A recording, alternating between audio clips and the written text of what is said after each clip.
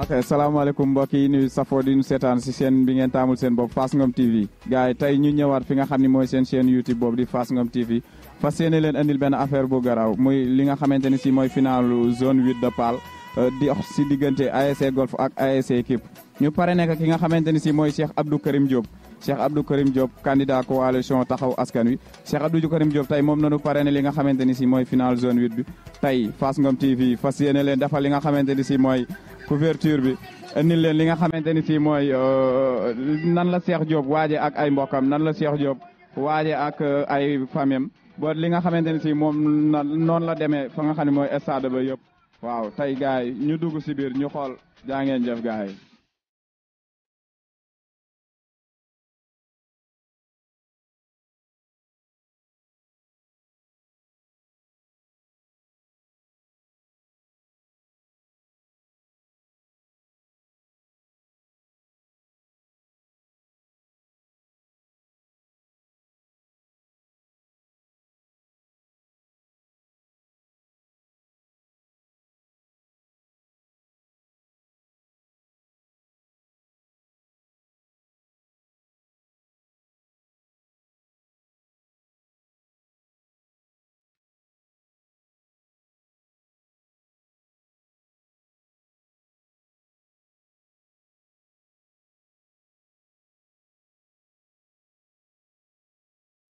waa gars yi comme niñ leen ko waxee woon rek ñëw nañ fi nga xamante ni si mooy kër Cheikh Abdou Karim Diop tey ñu fas yéene leen dégtal li nga xam ni moom lay waaje ak ay mbokkam ak famem pour li nga xamante ni si moom lañ ko parrainé ci final zone 8 bi mi ngi nii kin doon wax yëpp mi ngi nii Cheikh Abdou Karim Diop li gars yi di wax naan le candidat idéal moo ngi nii ñu ngi lay nuyu tonton. ñu ngi leen di fay bu baax yéen waa Fass TV di leen dalal jàmm ci final bi ak ci kër gi yéen a ngi biir Pal ak Fass moom defe naa ni amul frontière ne ko wala fi di wax benn kër la du benn dëkk benn kër la ñu ngi leen di nuyu baax di leen jaar.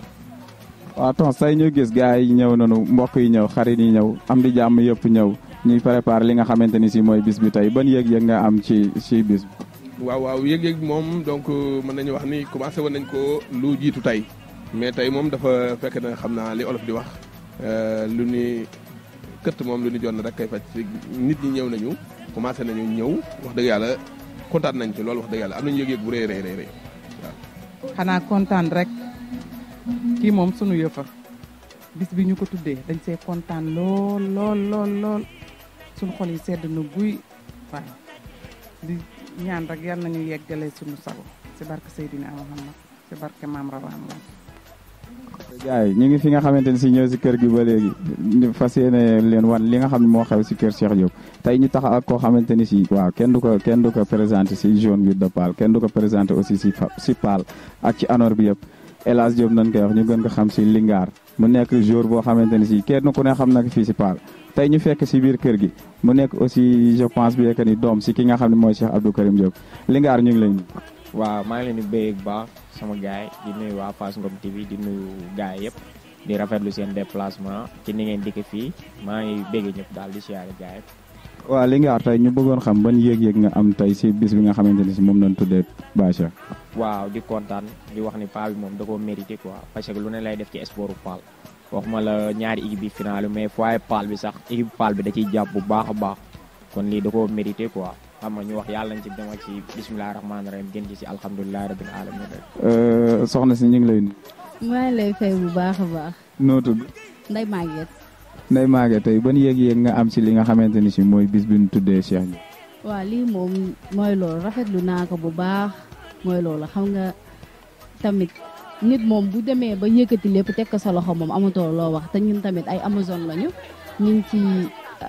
ngi ci seex tey ak suba ak ginnaaw ëllëg comme ni ma koy faral di wax chaque jour tey nag ñu jëli ci final bi ñu parrainel ko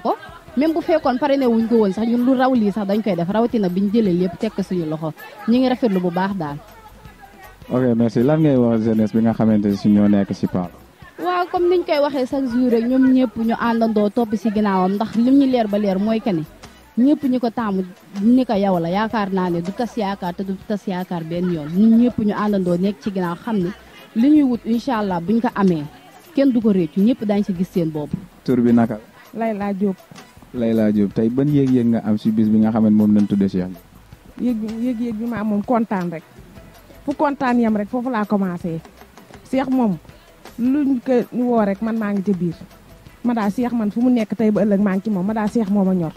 du ma la nga nar dàq ki woon mu jëm àll nga dàq ko mu jëm kër ndax Cheikh ku nga xam ne si yow yaa ngi defale te faloogoo yow boo faloot kenn waxatu ko man daal dama kontaan ba man ma sax wax man daal li ma ñor mooy Cheikh daal yàlla na ko yàlla may ndam lu sedd guy moom laay ñaan yàlla te man maa ngi ci Cheikh tey ba ëllëg waaw dama kontaan nag fu kontaan yam rek foofu laa kontaane yàlla na ko yàlla may ndam lu sedd guy. waaw di nuyu waa Paal gépp ak ñëpp ñi nga xam ne am nañu yéen a ñëw seetaan si final bi tey jii ñoo ngi fay ñëpp di nuyu ñëpp.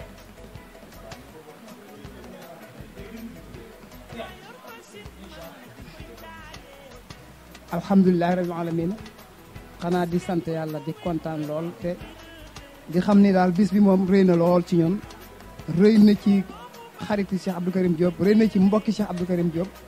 rëy na ci ay àndandoom rëy na ci ay ñi mu bokkal politique rëy na lool ci ñun wax dëgg yàlla macha allah. asalaamaaleykum wa rahmatulahi taala wa barakaatu. man Abdou Aziz Gueye maa ngi leen di nuyu yéen ñëpp kenn ku nekk ci turam ak santam. waaw tey ñi ngi am content bu xam ne am na commencement waaye amul fu mu yem. di gërëm président zone bi mi nga xam ne moo yilif sport bi fii ci dëkk bi. ki mu tànn nag juumul koo xam ne depuis 4 ans sportu Paal bi yëpp moo ko tegu ci loxoom politique taxul mu jël ko équipe bu division régionale bi nga xam ne si Paal gépp ko bokk depuis 2 ans mooy seen parrain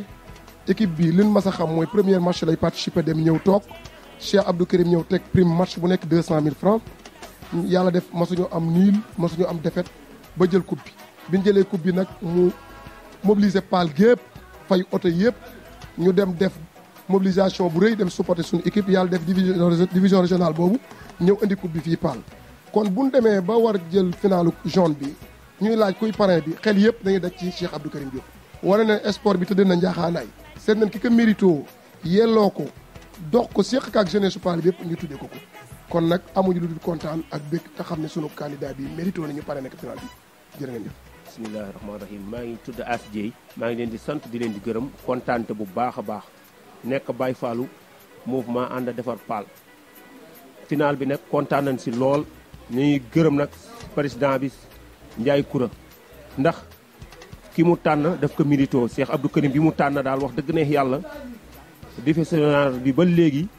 wax dëgg neex yàlla ñu ngi si ñëpp kon nag final bi nañ si dugg si bisimilahi rahmaani rahim génn si alhamdulilahi rabil alamina kontaan nañ lool wax dëgg neex yàlla jërë ngeen jëf. waaw asalaamaaleykum waa Fass Ngom TV ñu ngi leen di ziar bu baax a baax man maa ngi tudd Samba Diop nekk vraiment un conseiller bu ñu investir ci liste wàllu Sénégal ñu nekk collaborateur Cheikh Abdou Karim Diop di liggéey ak moom ci élection yi ñu jëm pour incha allah yàlla may ñu ndam bon tey nag li nga xam ne si moo ñu fi dajale li def naa umpul Sénégal lay wax nous sommes là dans le cadre des préparatifs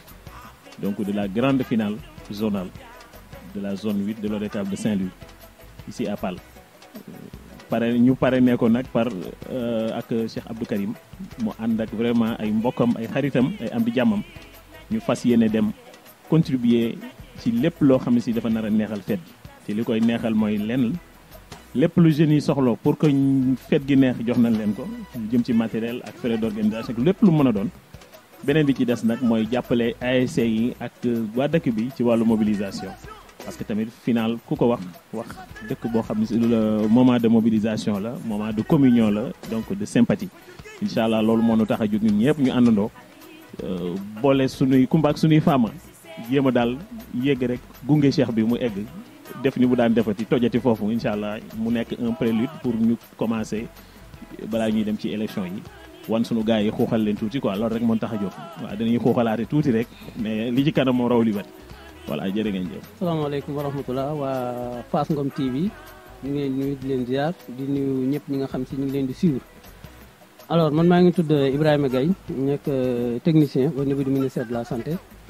ñu investir ma également sur la liste majoritaire wàllu Sénégal derrière suñu candidat Cheikh Abdou Karim Diop. alors li ñu fa indi tey nag mooy fête benn fête parce que zone 8 bu Paal ñoom ñooy def seen final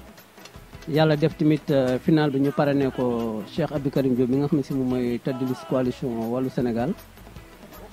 muy nekk jàmbaaru fàkk tëdd moo lépp loo xam ne si jëm na ci jàppale dëkk bi mi ngi ci yàgg na du rek tey rawatina rek ci wàllu sport ñu ngi ci fàttaliku ci fan yi weesu rek jàppale boo xam ne jàppale woon na ko suñu équipe bu division régionale ba ñu dem Ndar jël fa benn coupe mu yàgg jàppale ASC également je pense que tey mooy nekk 3e fois boo xam si nekk na parrain ci nawetaanu paal yi tey aussi ni mu daan def rek la def ci wàllu équipement ci wàllu enveloppe yi nga xam si moom la ñu war a jox équipe yi mais également ci coupe bi nga xam si aussi moom la ñu war a jox vainqueur bi ñu ñaan fête bi jàll ci jàmm parce que lépp paal lay des donc ñu ngi souhaiter bonne chance à toutes les équipes di souhaiter que la fête soit belle mais li ñu gis gum déjà en termes de mobilisation ci journée tey bi c'est exceptionnel car yi desuñu taxi yi desuñu charrette yi desuñu dara desul donc ñëpp ñëw nañu autour de Cheikh Abdou Karim Diop pour que la fête soit belle que la mobilisation les défis de la mobilisation et de l'organisation soient réussis merci beaucoup. alhamdulilah ñoo leen di nuyu kenn ku si nekk sa tur ak sant di leen nuyu waa Paal bi yëpp di nuyu Amazone yi di leen nuyu aussi yéen waa Fass TV maa ngi tudd Modou Mboub nekk coordonnateur Amazone mouvement ànd defar Paal. Amazone bi nag bu ngeen gisee lii nii ëpp na lii lu toll plus de 200 personnes kenn mënu leen taxawloo wala mënuñu jël ñoom ñëpp taxaw organiser ndoo moo tax ñu jël ci quelques personnes yi ñu jël aussi quartier bu ne dañ fa jël quelques personnes pour ñu mën taxawal mais Amazone yi chaque quartier la quartier bu si nekk dafa am Amazone groupe Amazone am loolu moo tax quartier bu si nekk ñu jël ci quelques personnes ñoom ñoo taxaw nii Amazone yi ñoom seen liggéey mooy ànd taxaw jàppale mouvement ànd defar Paal nekk ci gannaaw Cheikh Abdou Karim Diop ñu nekk ci coalition wàllu Amazone yi mën nañ plus de 200 personnes ñëpp ay jeunes ñëpp am nañ carte pour jàpp Cheikh Abdou Karim Diop jàppale xool candidat bi nga xam ni war na mën defal na dëkk bi commencé na def te dara xewul kuy jëli ci comme ni ñu koy waxee rek kuy jëli ci poosam di def buñ la joxee ni la am téel ñu daa jël liñ la jox nga defal ñu ci dëkk bi looloo tax jeunesse su Paal bi yëpp àndandoo mobilisé wu nekk benn ni ñun kii ñu gis mu commencé liggéey suñu dëkk moom lañu àndal jàppale ko buñ ko jàppalee gëm na ni bu gagné incha allah rabbi dana defar dëkk bi comme niñ ko bëgg. waaw kay gars yi comme niñ ko gisee woon ñun ñu ngi woon fi nga xam ne mooy di kër Cheikh Diop parrain bi ñu fas yéene ànd ak yéen wan nan leen li nga xamante ne si moom lañ jëlee si biir kër gi si suba bële gars yi ñu fas yéene ànd ak yéen dem fi nga xamante ne si moo di stade bu ngeen sunu parrain monsieur Cheikh Abdou Karim Diop le candidat idéal gars yi topp leen ñu dem stade ba xam lan lañ fay jëlee jaajëf.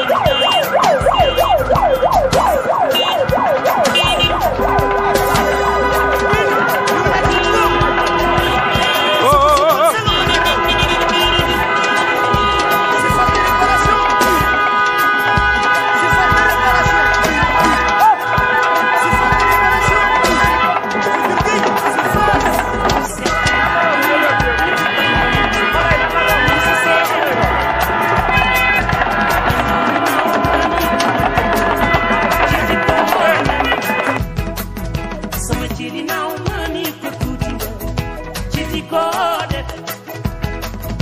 ñi def taxaw nga ni ko manqué du yow daal ci lil bal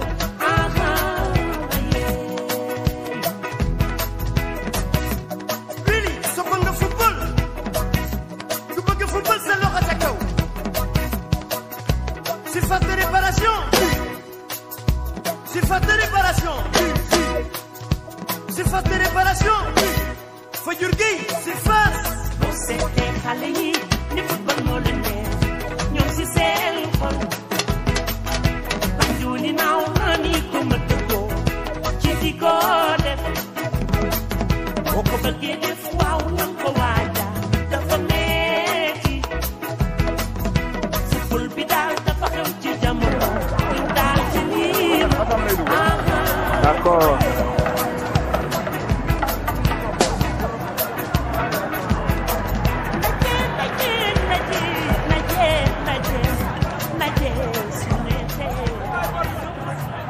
Ndeysaan Xara Njaay ndeysaan esprit de dépassement day am waay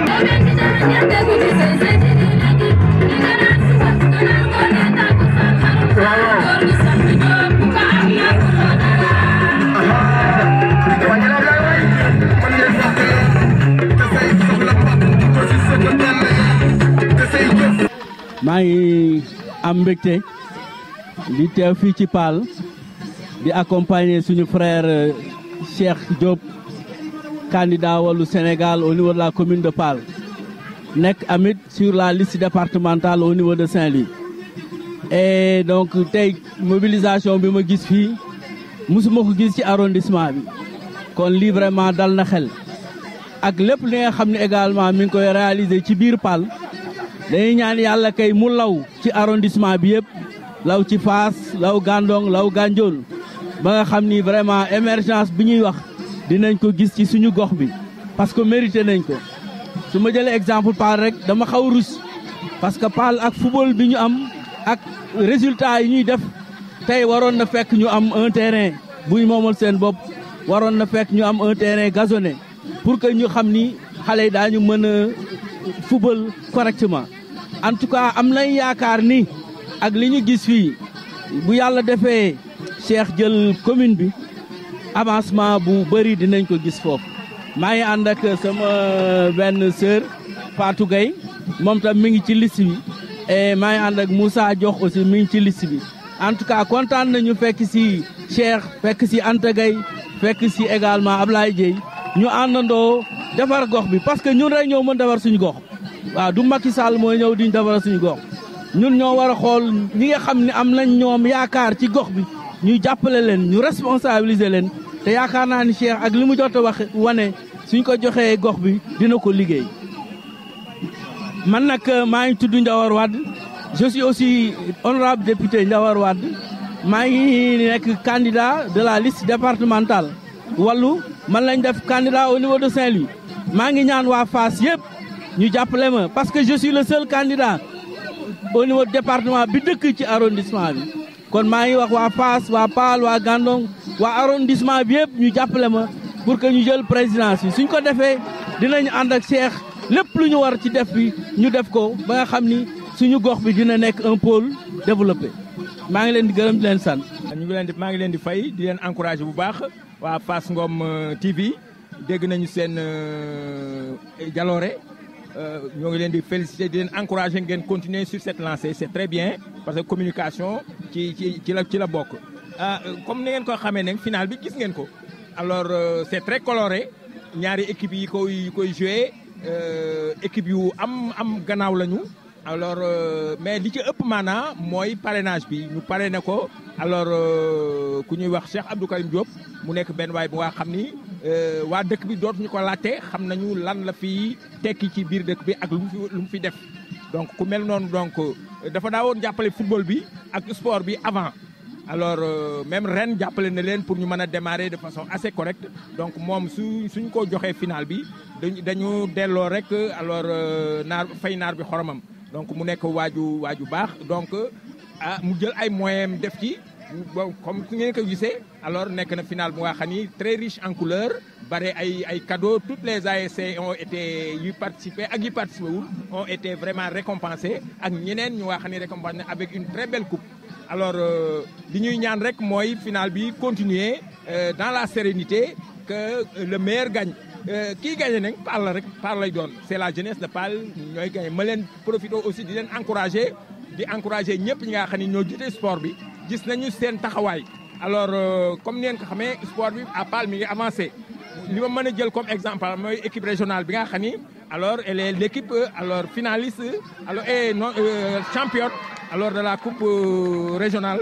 au niveau de Saint-Louis. Donc loolu aussi mu nekk lu nga xam ni mos fi am ñu leen profité di leen encourager di féliciter ñëpp di wax lépp nañ ko def daal vraiment dans le fair play. Alors ba nga xam ni nawetaan ak yeneen sport yi fi am yëpp violence bi bañ fi am donc defe naa ci créneau boobu la ñu nekk alors di remercier ñëpp di ñaan yàlla alors stade bi nga xam ni defar nañ ko te daanaka pare na alors la prochaine fois ñu mën fa dem football defe naa suupa alors daañu def les dernières retouches yi ci nekk en matière de sécurité les grilles de protection ak yenn matériel yi fa war a dem ay bureau ak ay toilettes ak yu demee moo fa des loolu rek moo ci des defe naa donc suñ ko defee rek stade bi daañu leen ko mën a livrer ba ñu mën a def seen sport comme ni ñu ko bëggee di remercier ñëpp di féliciter ñëpp alors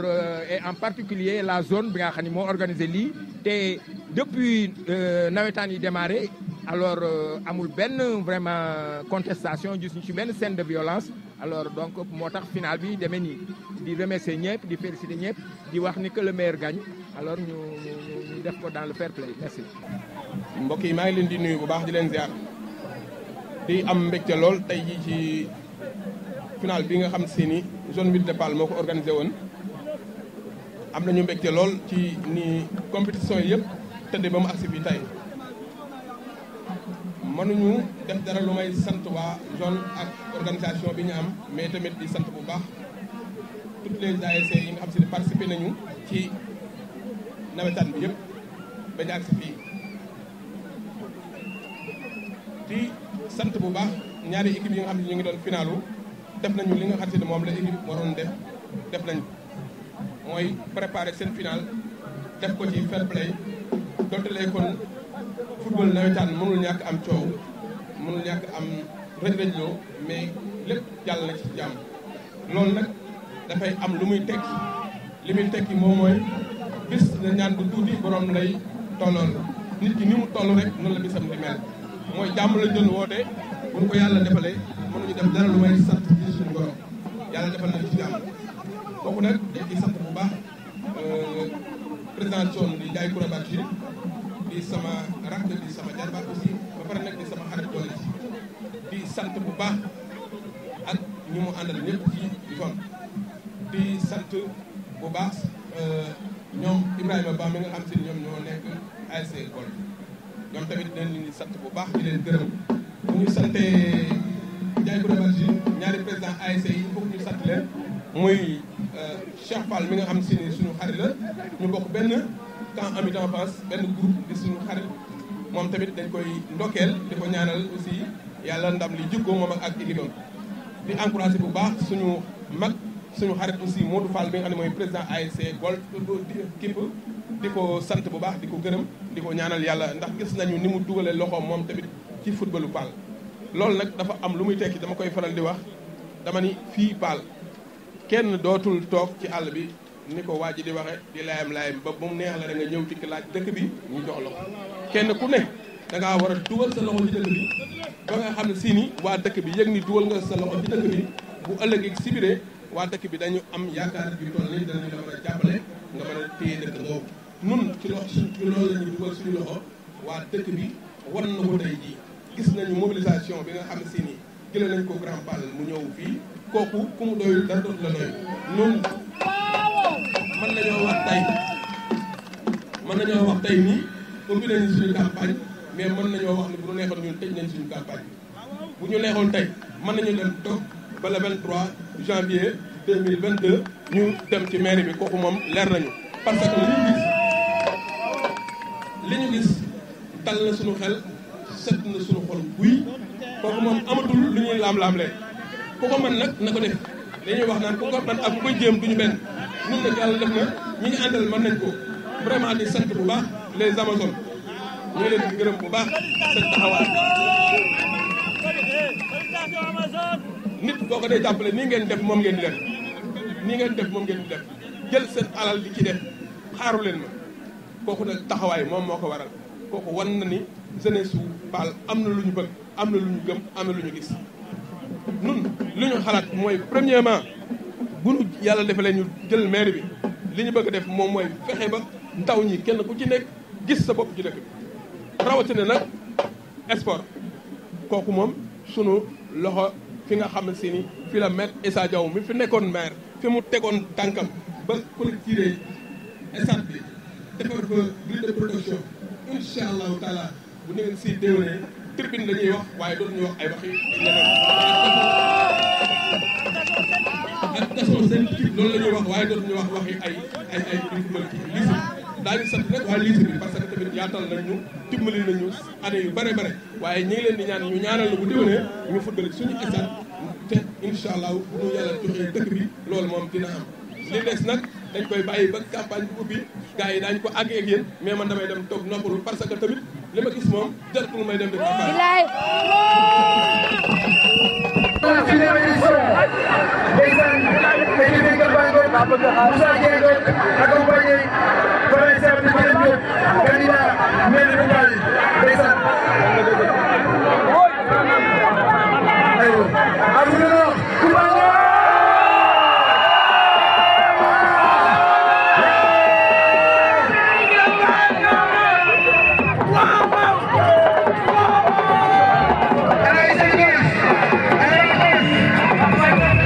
waaw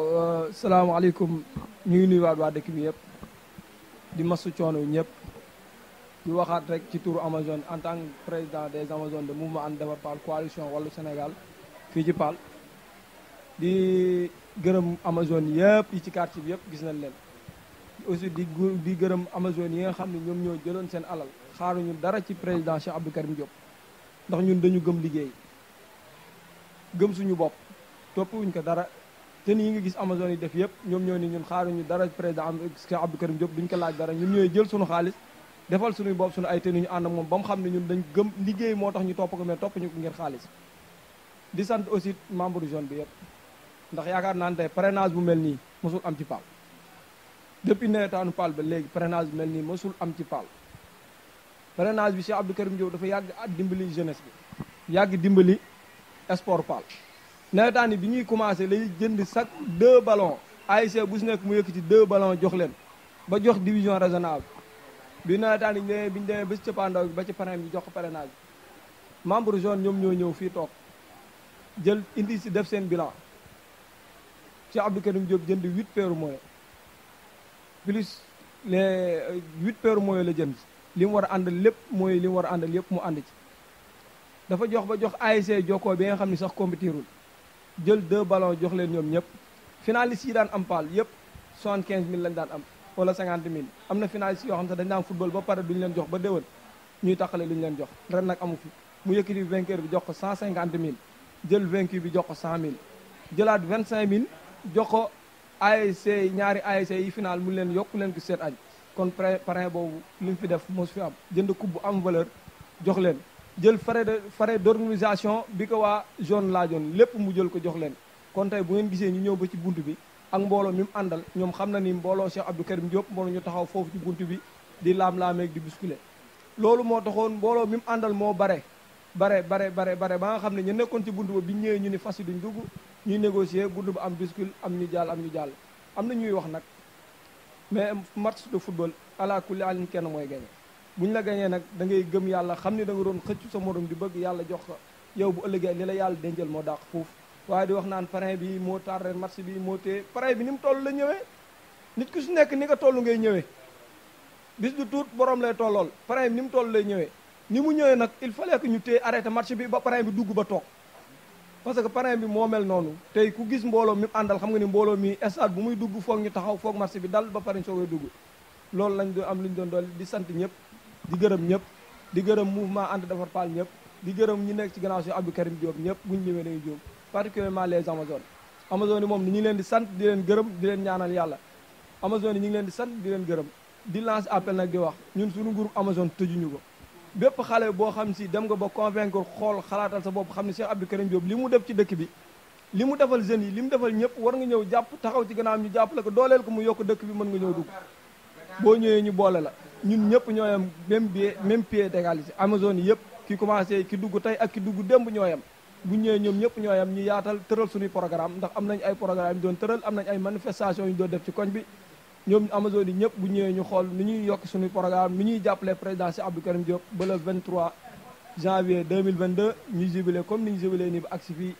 le 24 ñu dugal ko ci mairie ba mu liggéey incha allah rabi Paal jëm ci kanam asalaamaaleykum aussi Fass TV mënuma tëj te mu wax ci yéen franchement parler kontaan nañ ci yéen trop liggéey bi rafet na set na am na solo Fass TV liggéey bi set na rafet na am na solo ñu ngi leen di ñaanal yàlla ci barki maam Cheikh Seydi Hadji Rawane suñu yaakaar tey ak ëllëg télé bii ngeen yor yàlla na dem ba bokk ci télé yu mag yëpp ci àdduna bi waxuma la Sénégal de waaye télé yu mag yi nekk ci monde bi Fass TV yàlla na ci bokk ci barki maam Cheikh Seydi Hadji Rawane ci barki maam Cheikh Seydi Hadji Rawane ci barki borom ñetti jumaa yi ci barki borom ñetti jumaa yi ñu ngi koy ñaan di ko ñaan yàlla na ko yàlla def ci barki maam Cheikh Seydi Hadji Rawane salaamaaleykum wa rahmatullah waaw jërëjëf waa Fass TV di leen jaajëfal d'abord parce que tamit depuis suba ba léegi yéen a ngi àndu ak ñun ci liggéey bi nga xam si ni donc ñi ñu àndal ñi ngi ko doon def ngeen ànd ci ak ñun taxaw bu rafet wax dëgg yàlla ñun tamit mënuñu def dara lu may sant leen bu baax gërëm leen di leen ñaanal aussi yàlla na yàlla jàppale leen ba seen Fass TV bi nekk télévision bu mag a mag a mag a mag bu war àdduna bi yàlla mën na ko yàlla na ko yàlla def ndax tamit vraiment mérito ngeen ko te tamit seen taxawaay kenn ku nekk ràññee na ko ci kii bi parce que seetaan naa seen ay émission seetaan naat ko tey jii wax dëgg yàlla gën naa am mbégte te liggéey bu rafet boobu ngeen ci doon liggéey moo tax ñun ñu sawar ànd ak yéen ci loolu tamit mënuñu def dara lu may kontaan ci loolu tey tamit bu Fass ñëwee Paal def naan wàcc na kooku nag wax dëgg yàlla noonu mënuñu def dara lu may sant leen gërëm leen ñaanal leen yàlla di ñaanal bu baax a baax a baax ñaanal sunu candidat bi nga xam ne si ni moom moo nekk départemental muy monsieur Ndiawar Wade honorable ñu ngi koy kontaan ci moom bu baax di ko ñaanal wax ndax taxawaay bi mënu taxaw nii wax dëgg yàlla it mënuñu def dara lu may sant ko gërëm ko yëg gi am na solo lool dañ daal déggante téléphone mën naa wax ni tey la ñu mos a gisante bu leer ci wàllu kii xanaa bi may tout tànk de danaa ko seetaan muy football waaye booba xaw man tëw ñu woon wax dëgg yàlla tey nag yàlla def womatal ma ko ba mu ñëw wax dëgg yàlla kontaan nañ ci lool mu yomb tombenteeg nag ñu doon sargal ay nattaangoom muy Mbaye Wade ak El Hadj Gueye ñi nga xam ne doon na footballandoo ak ñoom tey mu fekkee ko loolu tamit ñun mënuñu def lu may ñaanal leen yàlla guddal seen fan yàlla bàyyi leen ci kanamu njaboot gi li ngeen bëgg di ko mébét yàlla boole na ko may ndax lu baax rek la yàlla ñu ko yàlla boole defal di sant bu baax sama xarit bi nekk sama wet di Babacar Diop nga xam si ni donc moom mooy fi nekkal Khalifa Sall fii ci Paal donc ñëw di ko ànd ak ñun ci wàllu Sénégal bi bàyyi li mu doon def mais kon wan na ko ni moom Paal moo ko ñor dafa xool gis ni Paal liñ ciy def ñor na ko mu ñëw di ko ànd ak ñun gëm ni nun mën nañu continuer liggéey bi nga xam ne donc maire bi fi nekkoon mi ngi ko doon liggéey te mu nekkoon liggéey bu rafet parce que liggéey ni muy rafete mooy fexe ba sellal ko te wax dëgg yàlla ñu fi nekkoon sellal nañ liñ doon def kenn mënu leen dut baaraam te gis nga maire yi am ci àdduna bi surtout Sénégal laa bëgg a wax yëpp li ñu am problème yi ñu am problème yu foncier te ñoom yàlla dimbali na leen ci ba kenn mënu leen ci waxal dara kooku nag ku mel noonu boo ko bëggee remplacer wax dëgg yàlla war nga am xel mu dal ndax lëjale ko te mënoon na ko lëjal vraiment nga nekk bi pendant 7 ans def li nga waroon a def mën nañu wax ne réalisation yi mu diggoon Paluwaay def na 99% yi kon nag kooku moom tamit mënuñu def tu may ñaanal ko yàlla may ko wér muy met Issa Diaw ak équipe bi mu àndaloon te ñooñu tamit ñu ci bari ci ñoom ñu ngi ànd ak ñun pour continuer liggéey boobu kooku nag wax dëgg yàlla ñun tamit mënuñu ci def dara lu may sant ci yàlla sant ci tamit nag sëriñ bi muy Baye El Hadj Ousmane Ngom may xalifa moom El Hadj Rawane Ngom di sunu waay jur di tamit sunu xarit di kilifay dëkk bi lépp loo xam si ni ñu ngi ciy tugg ñun danañu ko ci tàggu ba mu jox ci ndigal lu ñu def mu ko dara loo xam ne si ne joxuñu ci ndigal bu nu tere woon xëy na mosuñu fekk sama bokk mosuma tere mais bu ma fekkoon ci lu muy tere yaakaar naa ne bu keroogee loolu moom dootuma ko jigati ba ci àddunaati lépp lu mu bëggit ñun noo ngi ci suba ba ci ngoon man dama koy faral di wax ni ko waaye suba waxal li nga bëgg rek man su ma ko mënul lépp dina ñëw yow loo bëgg rek wax kooku moom lu leer la su bëggee ay milliards day am te gis nañu ni fu mu fi taxawee ak léegi li mu defal dëkk bi rek moo ko ñor lépp lu mu am bokk na ak waa dëkk bi donte lekkoon xalifa maam Alaaji Rawaan Ngom yëpp loolu lañ doon doxee mais da moom da ko gën a leeral da ko gën a fësal lépp lu mu am bokk na ko dëkk bi man maa fekkee nu mu tuddati 500 000 francs bi ñu ko jëkk a jox da ko séddale keroog amul kooku nag amu ci loolu nag ku defe noonu sa njaboot te nekk xalifa